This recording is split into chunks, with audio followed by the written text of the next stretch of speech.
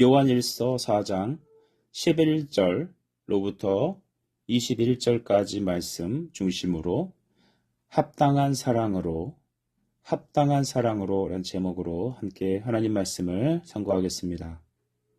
하나님은 사랑이시며 성도가 서로 사랑할 때 주님은 세상이 너희가 내 제자인 줄 알리라 라고 말씀하셨습니다. 여러분에게 이런 축복이 있기를 바랍니다. 11절은 그러므로 하나님의 사랑이 받은 우리가 어떠한 삶을 살아야 되는지에 대하여 다음과 같이 얘기해 주시죠. 11절을 보십시오. 사랑하는 자들아 하나님이 이같이 우리를 사랑하셨은즉 우리도 서로 사랑하는 것이 마땅하도다. 아멘. 서로 사랑하는 것, 이것이 마땅하다, 합당하다라는 것입니다. 보통 우리는 사랑하는 것은 선택적인 것이라고 생각을 하는 경우가 종종 있습니다. 그러나 사랑은 필수입니다. 선택의 어떤 옵션이 아닙니다. 특별히 마땅하다라는 말 자체는 우리에게 있는 책임을 부여하는 것입니다. 주님이 우리에게 사랑하라고 할 때 명령형으로 주십니다. 근데 우리는 여기서 굉장히 큰 딜레마가 있죠. 내가 무슨 능력이 있어서 사랑합니까? 사랑할 능력이 없죠?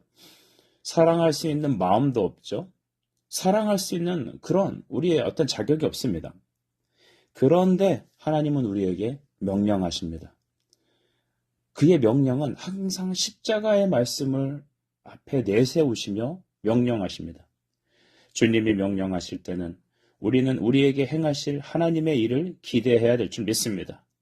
그래서 어거스틴은 다음과 같은 기도문을 하나님께 드렸죠. 주님, 내게 행하실 일을 명령해 주옵소서. 주님께서 내게 행하실 그 일을 명령해 달라고 합니다. 하나님 말씀을 대할 때, 그 명령을 대할 때 내가 할 수 있어서 내가 받는 게 아니라 나는 할 수 없고 자격 없지만 그럼에도 불구하고 우리에게 명령해 달라는 것입니다. 무엇을요? 당신이 행하실 일을 명령해 달라는 것이죠. 그리고 그는 또 말합니다. 그리고 영광을 받아 주옵소서. 아멘. 그래서 하나님은 우리 인생에 개입하셔서 우리가 할 수 없는 그 일을 명령하시고 우리가 그 말씀을 아멘으로 받고 하나님 앞에 애통해하며 기도하며 나아갈 때 하나님은 우리의 능력이 아닌 우리의 지식이 아닌 우리의 힘과 우리의 어떠함이 아닌 당신의 어떠함과 능력으로 그 일을 이루어 가십니다. 순종할 수 없는 나를 순종케 하시고 10번 넘어져도 다시 일어나게 해서 전진하게 하시는 것이죠. 여러분 엘리야를 잘 보십시오. 엘리야는 기도한즉 하늘에서 불이 떨어지고 기도한즉 가뭄이 찾아왔습니다. 또 기도한즉 다시 비가 내려서 이스라엘을 살리게 됩니다.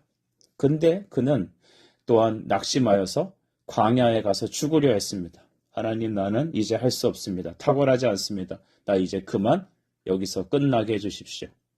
그럴 때 하나님은 엘리야를 나무라지도 않으시고 계속 그에게 떡과 물을 날라서 먹이고 또한 주물러주고 쉬게 하고 잠을 자게 합니다. 여러분, 이것을 통해 볼 때 엘리야는 참 불충하죠.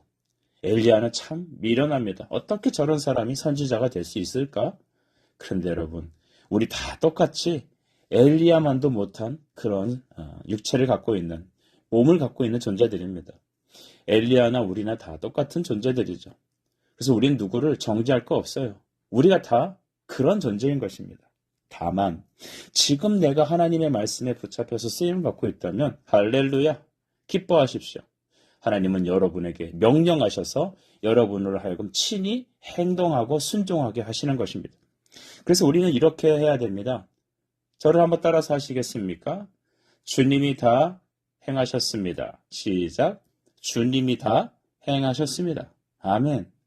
우리가 입술로 주님이 하셨습니다. 하나님이 하셨습니다. 라고 할 때 그것이 바로 하나님께서 영광을 받으시는 것입니다.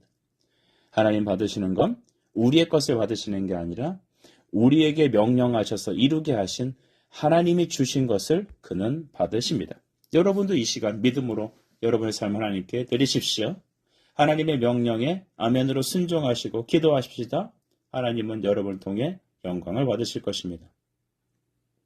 우리가 서로 사랑하는 것이 마땅하다라는 것은 우리의 책임을 주시는 건데 항상 주님은 우리에게 사랑의 빚을 항상 내세우십니다. 빚문서를 내세우시는 거죠. 그 빚문서는 뭐냐 하면 십자가입니다. 우리가 노력해서 구원받은 사람 이 땅에 아무도 없어요. 우리가 항상 하나님 앞에 원망하고 불평할 때 있습니다. 하나님 왜 저한테 이러시나요? 저는 성도인데요. 제가 뭐 인간인데 뭘 할 수 있겠습니까? 막 이런 말을 막 합니다. 또 하나님 저 사람이 얼마나 나에게 악하게 했는데요.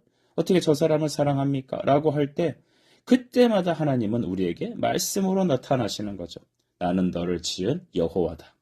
또 우리가 불평하는 우리에게 낙심하는 우리에게 찾아오셔서 주님 말씀하십니다.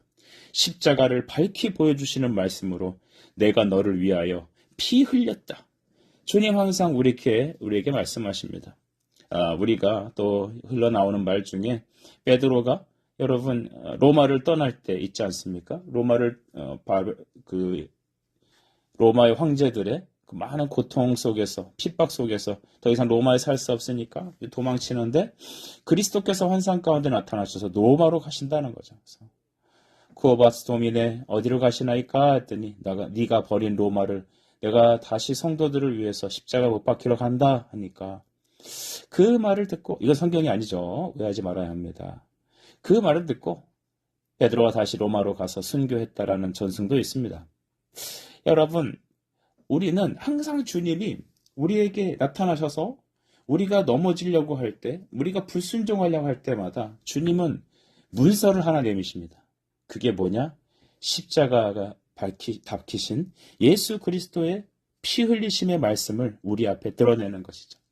그때마다 우리는 다시 회개하고 주님께서 나에게 주신 그 복음의 은혜, 십자가의 은혜를 되새기며 다시 사망의 길로 다시 예배의 길로 나아가는 것이죠. 로마서 1장 14절은 말합니다. 헬라인이나 야만인이나 지혜 있는 자나 어리석은 자에게 다 내가 빚진 자라. 아멘. 바울은 내가 다 온 세상에 있는 사람들 중에 빚진 자라고 말합니다. 왜냐? 예수 그리스도의 부활을 그는 경험했기 때문이죠. 예수를 만난 사람, 복음을 깨달은 사람은 그가 빚진 자의 심정으로 그리스도를 위해 살아갑니다.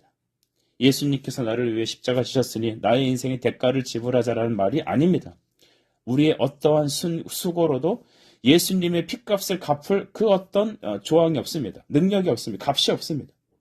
다만 우리 위해서 피 흘리신 그리스도의 공로를 높이 들며 그 십자가 앞에만 서면 우리는 복음의 빚진 자가 되어 우리의 생명도 모든 것도 다 주님께 드리게 되는 것이죠. 기쁨으로 순종하고 사랑할 수 있는 능력이 거기서 주어지는 것입니다.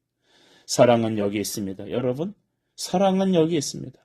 날마다 그러므로 우리 자신을 하나님께 드리기 힘쓰는 우리가 되어야겠습니다. 12절 보시면 어느 때나 하나님을 본 사람은 없으되 만일 우리가 서로 사랑하면 하나님이 우리 안에 거하시고 그의 사랑이 우리 안에 온전히 이루어지느니라. 아멘.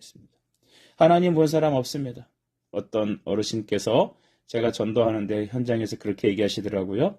목사 양반, 천국 가보았소? 예수를 만나보았소? 라고 물어봅니다. 여러분, 우리가 눈으로 알아야 합니까? 아니죠. 우린 영적으로 깨닫는 것이죠. 우리가 하나님을 육안으로 볼 수 없습니다. 그래서 여러분, 보려고 애쓰지 마시고 말씀을 깨닫는 은혜가 있기를 기도하십시오. 영적으로 그분과 교제할 수 있습니다. 말씀을 통해, 기록된 말씀을 통해 우리는 주님이 주신 내 안에 믿음 가지고 또 예수 그리스도를 통하여 우리는 하나님을 아버지로 믿고 기도하며 말씀을 깨닫고 그와 영적 소통함을 갖습니다. 그래서 예수 믿는 믿음이 아니면 우리는 말씀을 깨달을 수도 없고 하나님께 나아갈 수도 없는 것이고 구원받을 수도 없습니다. 눈으로 보이는 것은 잠깐이고 감각적이고 온전하지 못한 것이죠.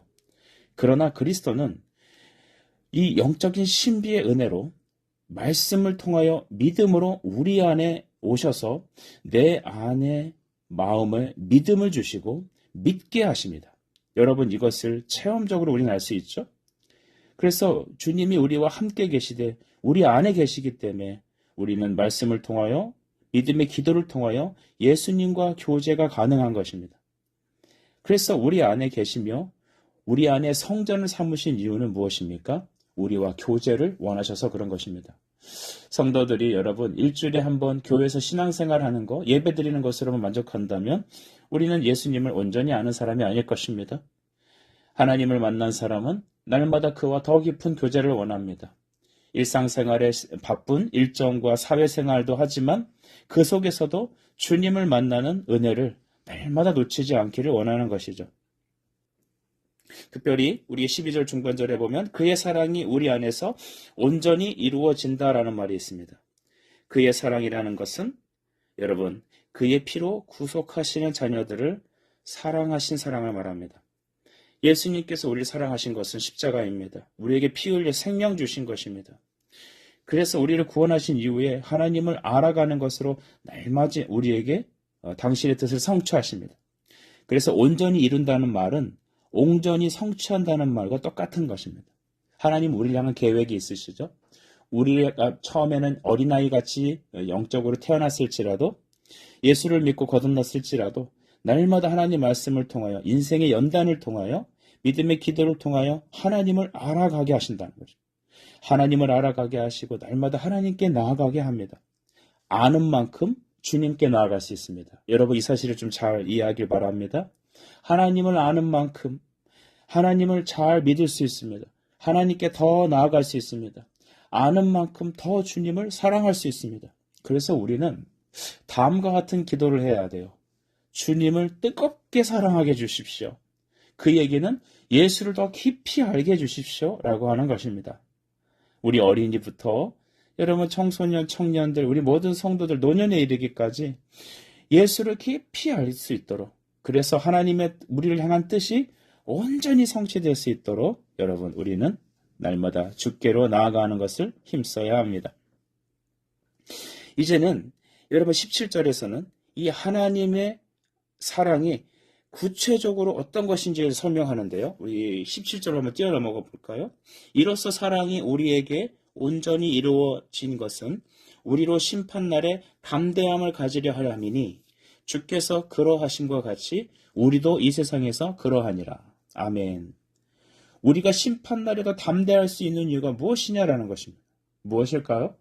이 세상이 망한다. 우리 인생에 무엇이 다가온다. 그래도 우리는 벌벌 떨지 않고 은연하게 예수만 붙잡고 계속해서 믿음 생활할 수 있는 이유는 뭐냐면 담대하게 나아갈 수 있는 이유는 우리는 천국이 예비되어 있는 사람이기 때문입니다. 하나님의 사랑이 우리 안에 계시니 주님 내 안에 계시니 그 모든 시험과 그 모든 불구덩이 속에서도 우리를 지켜주시고 인도하시고 주의 영광을 위해서 구원하실 것을 우리는 기대하는 것이죠. 여러분 제가 한 몇 개월 전부터 계속 하나님을 향해서 부르짖고 기도할 때 하나님은 저에게 다음과 같은 말씀을 계속해서 부어주셨습니다. 너희는 가만히 서 있어 그가 하나님됨을 알지어다. 아멘. 이 말씀은 어디에 나오는 걸까요? 모세와 이스라엘 백성들이 광야에서 출애굽할 때 바로 이 홍해 바다 앞에서 이 비야 이롯이라는 그 조그만 골목 안에 그들이 이제는 애굽 군대에게 멸절을 당할 위기에 앞에는 홍해고 뒤에는 애굽 군대가 쳐들어오는 그런 위기 속에 있을 때 하나님께서 모세에게 그 백성에게 약속하신 말씀입니다. 하나님의 구원을 너는 이제 볼지어다. 내가 너의 주와 하나님이 될 것이다. 그 이후에 홍해는 갈라졌습니다. 그들은 바다를 육지처럼 걸어갈 수 있었습니다. 애굽 정예 병사들은 그 이후에 물에 수장돼서 모두 다 심판을 받았습니다. 여러분 이러한 신앙은 바로 환난 날에도 우리가 두려움이 없이 담대히 주님을 붙잡고 걸어갈 수 있는 바로 담대함에 있는 것입니다. 죽음도 우리의 신앙을 꺾을 수 없고 이 세상의 그 어떤 것도 우리가 하나님을 향한 그 믿음을 변개할 수 없는 것은 우리 주님의 사랑이 우리에게 부어졌고 우리를 주께서 붙잡아 주시기 때문인 줄 믿습니다. 21절도 보시죠. 우리가 이 계명을 주께 받았나니 하나님을 사랑하는 자는 또한 그 형제를 사랑할지니라. 아멘. 형제를 사랑하는 것, 그것은 믿음이 사랑으로 역사하는 바로 그 신앙을 말합니다. 형제에는 하나님의 사랑으로 주어진 믿음의 열매입니다. 형제, 우리 이웃을 우리가 어떻게 사랑할 수 있습니까? 부부라도 여러분 때로는 철천지 원수일 수 있습니다. 우리 자식이라도 내 마음에 안 들 때가 너무나 많습니다. 때론 나 자신도 용납하지 못할 때가 있지 않습니까? 하나님께서 우리에게 그 구원의 생명의 사랑을 부어주실 때, 주님 내 안에 계셔서 사랑으로 역사하실 때, 우린 그때서야 형제를 정말 나와 같이 사랑할 수 있지 않겠습니까? 형제는 바로 그런 것입니다. 그래서 형제를 사랑할 때 하나님께서는 그 공동체가, 그 교회가 바로 하나님의 제자들로 가득하다라는 것을 세상에 드러나 보이신다고 했습니다. 사랑이 없는 이 시대에 여러분, 우리는 믿음으로 살아가고 있습니다. 사랑 없어서 방황하며 고민하며 애통해하는 이 시대에 참된 사랑을 선포합시다. 예수 그리스도로 주어지는 하나님의 사랑, 십자가에서 자기 자신을 내어주신, 피 흘리기까지 주신 그 생명의 주님, 오늘 우리 안에 오셔서 우리도 이 복음을 전파함으로 세상에 예수의 생명의 사랑을 전하는 우리 교회, 또 여러분의 인생이 되길 간절히 축복합니다.